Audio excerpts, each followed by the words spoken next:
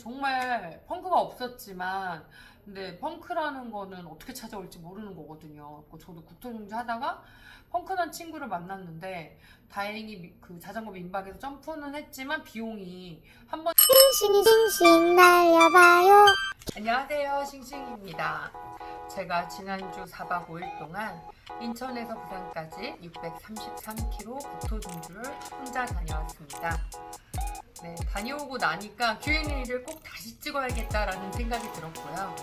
그리고 다녀와서 비용 정산이라든가 그리고 팁을 좀 드리면 좋겠다고 생각을 해서 이렇게 메모를 해봤습니다. 네, 첫 번째 비용 정산, 두 번째 각 구간별 팁, 그리고 세 번째 짐 싸기, 네 번째 기타 팁. 네, 한번 이야기해 보겠습니다. 네, 첫 번째 비용입니다. 인천에서 부산까지 국토종주를 하는데 얼마나 들었냐?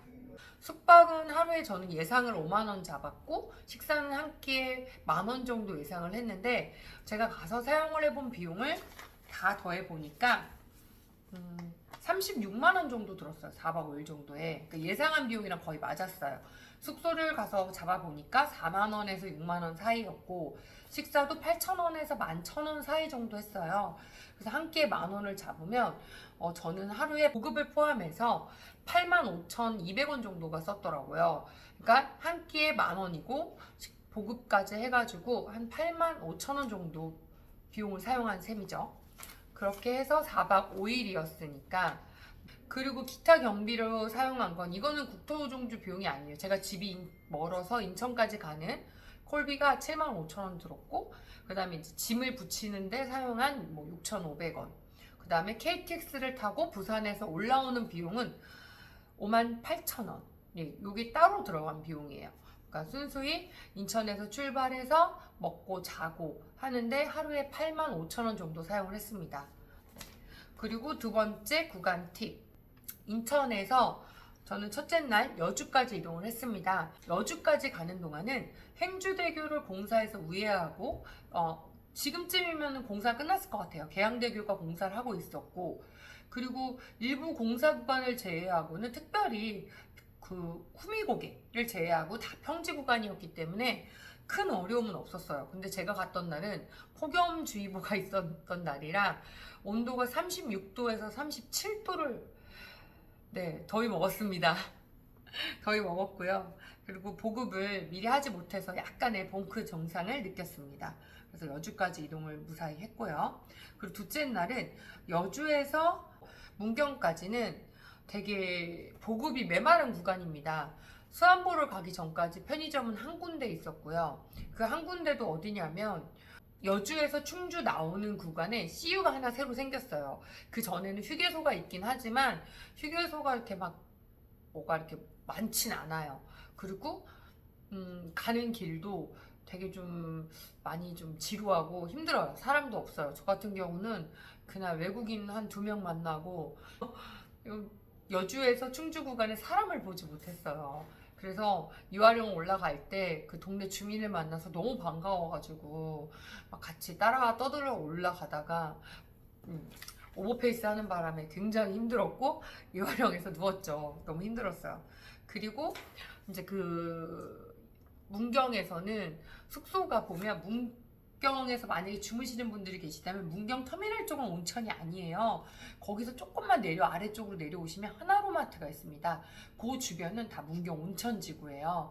그래서 물도 깨끗하고 물도 좋고 숙박시설도 굉장히 잘 돼 있습니다. 저긴 거기서 하루 묵었고요. 개인적으로 제가 묵었던 아리랑 호텔을 추천드립니다. 왜냐면 제가 갔다 와서 다른 분들도 제 영상을 보시고 아리랑 호텔에 대해서 굉장히 평이 좋으시더라고요. 그래서 추천을 드리고요. 그리고 다음날은 문경에서 구지라는 곳까지 이동을 했습니다. 원래는 조금 더 구미까지 이동을 할 예정이었는데 그날 비가 정말 하루 종일 와가지고 제가 아침 7시부터 밤 7시까지 12시간 이상 비를 맞았기 때문에 많이 가지를 못했습니다. 속도가 나지 않고. 그래서 구지라는 곳에서 이동을 해서 잠을 잤는데 행정구역은 대구지만 거기가 뭐가 없어요. 그래서 저녁이랑 아침을 편의점에서 해결을 했어요. 그리고 다음날도 또 비가 왔죠. 그래서 부지에서 구미까지 이동을 했는데 이동하는 중간에 그 경성식당이라고 정말 제가 너무 감동을 받았던 게 편의점만 먹다가 제대로 된 한 끼를 고기 반찬에 밥을 먹으니까 너무 맛있었어요. 낙담보 인증센터 바로 왼쪽에 보이는 식당에서 감동을 받았죠. 석쇠불고기를 먹고 네, 힘을 내서 또 갔는데 그날도 비가 와가지고 많이 못 갔습니다. 그래서 구미에서 잠을 잤고요. 그리고 마지막 날 또 이제 파이팅을 해서 갔죠. 낙동강 하구뚝 인증센터까지 도착을 했습니다. 그래서 구간을 보면은 크게 우회해야 될 곳은 저는 다 보여드리려고 무심사를 갔었고, 근데 이제 무심사가 우회를 할 수가 있어요. 근데 저는 갔더니 3km를 다 끌바 했어요. 올라갈 때 내려올 때 제가 간 날은 비가 온 날이어서 좀 더 위험했기 때문에 끌바를 전부 전 구간 풀 끌바를 했는데, 비가 안 와도 이렇게 좀 초보자분들은 안 가시는 걸 추천드려요. 아니 저처럼 끌 거다라는 마음을 가지고 가시면 상관은 없는데 좀 많이 위험합니다. 빨래판으로 되어 있고 경사도도 세고, 그리고 좀 이렇게 비포장 길도 있어요. 그래서 저는 무서워서 끌바를 했고요. 그리고 영아지 고개 같은 경우도 저는 비가 와서 또 끌바를 했지만 비가 안 온다 하더라도 거기 표지판에 써 있대요. 저는 못 봤는데 너무 힘들어서 여자 혼자 올라가지 마세요. 밤에 올라가지 마세요. 그 이유가 되게 그늘져요. 그늘지다 보니까 이끼길이에요. 이끼길이니까 이게 전 무서워서 아예 못 하겠더라고요. 그래서 거기서도 거의 한 3.5km 이상 끌바를 했단 말이에요. 근데 꼭 굳이 영아지 고개 같은 경우는 무심사랑 다르게 그렇게 막 엄청 풍경이 예쁘거나 보이지가 않아요. 이렇게 가려져 있거든요, 나무로. 그래서 저는 우회하는 걸 추천드립니다. 좀 위험해요. 그리고 이제 낙석고개, 박진고개라고 하죠. 거기는 우회할 수가 없어요. 근데 저는 반 정도는 끌고 올라갔고 반 정도 타고 올라갔는데 굉장히 힘들어요. 그래서 가시기 전에 보급을 꼭 하시고 가시면 좋을 것 같습니다. 올라가서랑 내려와서 바로 보급할 데가 없어요. 그래서 그 구간 참고하시면 좋을 것 같고요. 그 다음에 짐 싸기. 제가 국도종주를 가기 전에 짐 싸는 걸 많이 보여드렸잖아요. 근데 저 같은 경우 영상 욕심이 있다 보니까 카메라를 많이 가지고 갔어요. 근데 막상 가서 보니까 힘들어서 많이 찍지도 못했고 여러 카메라로 찍지도 못했어요. 괜히 짐만 늘린 거죠. 그래서 저 같은 경우는 비를 하루 종일 맞고 라이딩을 하다 보니까 속도도 안 났고 가방이 5kg나 됐어요. 보낼 때 무게를 재니까 4.8kg더라고요. 거의 5kg에 달하는 무게였기 때문에 그 5kg 가방을 보내고 나니까 속도가 5나 빨랐어. 5나. 향속이 5 이상이 올라가가지고 내가 그동안 이틀 동안 삽질했구나 생각을 했어요. 그래서 처음에는 옷도 갈아입으려고 옷도 여러 벌 갖고 가고 했는데 다 의미 없어요. 사람이 가서 힘들어지면 저녁에 빨면 아침에 마르고요. 그리고 모텔에서 다 세탁기 쓸 수 있게 해줍니다. 그리고 덜 마르면 아침에 드라이기로 잠깐 말리면 패드까지 뽀송뽀송 마르니까 여러분 최대한 가볍게 가세요. 싱싱이처럼 바보짓 하지 마시고 최대한 가볍게 가시고 파워젤 같은 거는 챙겨가는 거 추천드리고요. 그 다음에 이제 일회용 봉다리 그런 걸 좀 추천을 드려요. 저희가 왔을 땐 비가 와가지고 비가 올 때는 핸드폰 내비게이션도 안 되거든요. 그리고 제가 짐을 쌀 때 다 방수 처리를 하지 않았어요. 근데 갑자기 비가 오니까 제가 물건이 다 젖었어요. 종주 수저까지 싹 젖었어요. 그래서 다음에 짐을 싼다면 안장 가방을 이용하더라도 이제 봉지를 이렇게 큰 비닐봉지 같은 거에 다 넣어서 싸든가 아니면 하나하나 패킹을 좀 했을 것 같아요. 그러면은 좀 갑자기 이번 명절 때도 비 소식이 있으니까 비는 언제 내릴지 모르는 거잖아요. 그래서 그런 거를 좀 추천드립니다. 최대한 가볍게 가셔라. 그리고 그런 게 생각보다 체인이 터지고 이런 경우가 종종 발생하더라고요.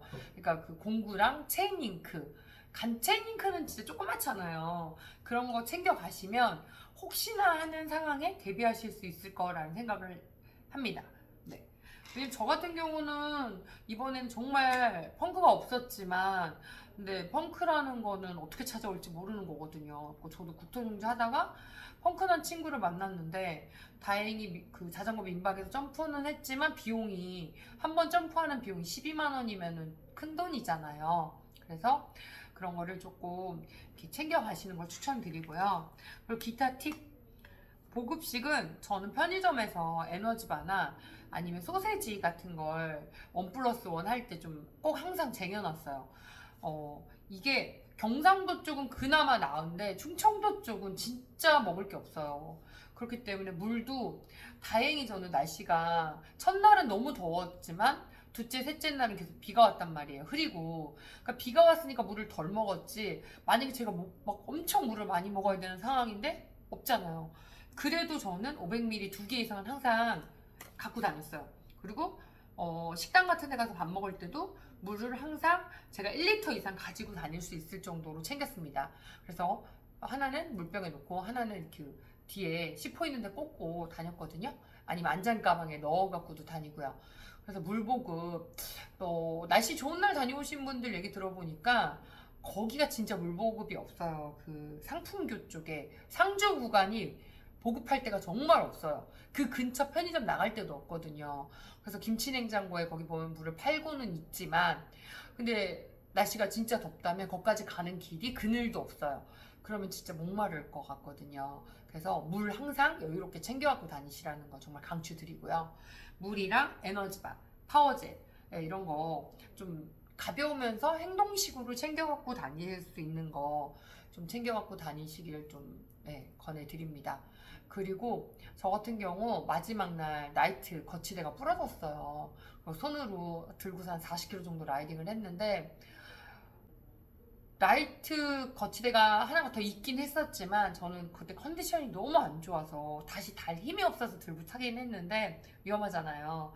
그래서 좀 어떤 상황이 어떻게 위급하게 발생할지 모르니까 야라를 생각하시는 분들이라면 나이트도 거치대, 아니면 그 등산용 요즘 헤드랜턴 있잖아요. 그런 것도 하나 예비로 챙겨가시면 굉장히 도움이 되거든요. 가볍고 요즘은 가벼운 것도 많이 나오고 하니까 저도 그때 그걸 가져갈까 말까 고민하다 안 가져갔는데 결국 나이트가 부러지더라고요. 그러니까 여러 가지 상황이, 턱도 많고, 그리고 창녕 쪽 갔을 때 저는 비가 와가지고 진흙에 슬립 낙차를 또 했거든요. 해가 안 드는 구간은 비가 오고 다음 날이나 아니면 비가 좀 왔던 그때는 물이 고여 있어요. 마르지 않고. 그리고 거기가 진흙으로 돼 있다 보니까 좀 서행으로 이동을 했지만 그래도 자빠졌습니다. 네. 그래서 좀 전체적으로 이제 다시 말씀을 드리자면, 비용은 1박에 한 85,000원 정도 사용을 했다. 그리고 구간은 우회할 수 있는 구간이 있으면 우회를 하시고, 그리고 보급은 항상 뭐 막 바리바리까지는 아니지만 여유롭게 챙겨갖고 다니시는 걸 추천드리고요. 그리고 짐은 최대한 간소하게, 최대한 경량이 답이다. 그렇습니다. 싱싱이는 이틀차에 짐을 택배로 보냈습니다. 너무 힘들어가지고. 그리고 뭐 기타 팁으로 말씀드리는 건, 생각보다 국토종주는 랜도너스 하시는 분들, 전 이제 랜도를 해봤잖아요. 장거리 라이딩. 랜도는 도심을 들어가요. 그렇기 때문에 CP를 지날 때마다, 도장 찍는 데를 지날 때마다 보급을 할 수가 있습니다. 근데 이거 국토종주는 강길을 따라가요. 그러다 보니까 다 그 도장을 찍는 곳이 수자원 그 센터 앞에 그 인증 박스가 있어요. 그래서 무인 매점이 있는 데도 있고 없는 데도 있고, 물 보급을 할 수 있는 데도 있고 없는 데도 있어요. 그리고 수자원센터에 있는 무슨 뭐 이런 데는 상관이 없는데, 그냥 진짜 생뚱맞게 산에 있는 데나 아니면 길가에 있는 인증센터는 정말 보급할 곳이 없습니다. 그래서 저는 이번에 느낀 거는, 저는 평일에 갔다 와가지고 사람도 정말 없었고요. 그리고 비도 왔고요. 그러니까 많이 좀 개고생을 하고 왔는데, 그래서 인생 라이딩을 하고 왔는데 좀 도움을 받을 수 있는 상황이 아니었어요. 근데 내가 어떤 때 가느냐에 따라서 이 도움을 받을 수도 있고 못 받을 수도 있잖아요. 그래서 그런 것들을 잘 생각을 하셔서 칠곡보에서 그 공기주입기가 고장이 나가지고 제 펌프를 넣다가 가방 챙길 때 고글 케이스가 떨어지는 바람에 분실하고 왔죠. 그러니까 그런 에피소드들이 생기긴 했지만 또 그때 바람을 안 넣었으면 펑크가 났을 거라고 생각이 들어요. 그래서 바람도 중간에 계속 산길이나 길이 안 좋은 데를 다니니까 빠지더라고요. 그리고 중간에 한번 체크해 주는 거, 바람 체크하시는 거 잊지 않으시면 좋겠습니다. 싱싱이의 멀쩡한 모습 오랜만에 보시죠? 네, 이상은 또 싱싱이의 다녀온 Q&A였습니다. 네, 이 정도 비용 생각하시면 충분히 다녀올 수 있을 거라고 생각합니다. 네, 감사합니다. 싱싱이 국토종주 영상 계속 업로드 예정이에요. 많은 싱싱이 국토종주 기간에도 많이 응원해 주시고 또 영상 보면서도 많은 격려와 응원해 주셔서 너무 감사드립니다. 그럼 또 오늘 영상은 여기까지 하고요. 혹시 궁금한 사항 있으시면 댓글 달아주시면 제가 답변 성심껏 아는 대로 해드리겠습니다. 영상 재밌었으면 좋아요, 구독, 댓글 부탁드릴게요. 안녕.